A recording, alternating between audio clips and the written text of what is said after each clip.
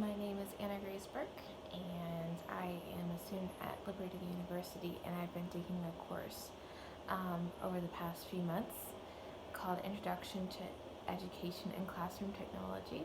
And it actually has been really cool to just to see how much technology goes into teaching. It's something I never really considered until I heard about the course at Liberty. Um, but also just making me very aware of what the role of a teacher is and what exactly they do in a classroom. It's not just teaching them the alphabet and their times tables or whatever.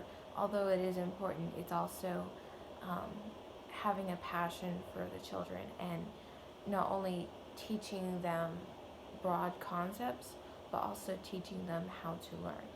Um, it's They're just talking about how important a passion for teaching is, how important your passion for the children is, and I that was really interesting to me, how just your passion for your job and for the children will affect how good of a teacher you are. Also dedication, just being very dedicated in what you're doing, and so like in the summers when you're not technically working, you're still gaining professional development and then applying that knowledge that you've learned between like June and September or August into the classroom for the next year. I think one of the biggest problems for me personally becoming a teacher, the biggest um, barrier would be my family. Um, I want to get married and have children, and so to be pulled away from my family day after day is probably the hardest thing that I would face.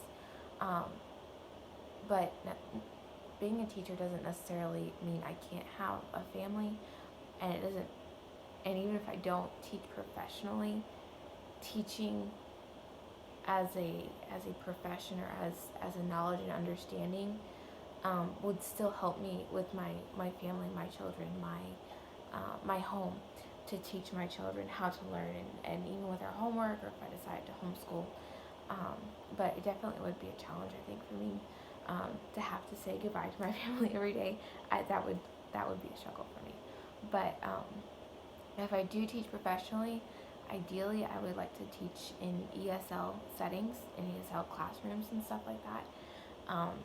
I am trying to get my TESOL certification, and I grew up in the Middle East, in Jordan and Egypt, so I do speak Arabic, and I love working with people who come from a different culture and speak a different language. It's just very interesting to me. It's very close to my heart. So if I did teach, that's the setting I would prefer to be in.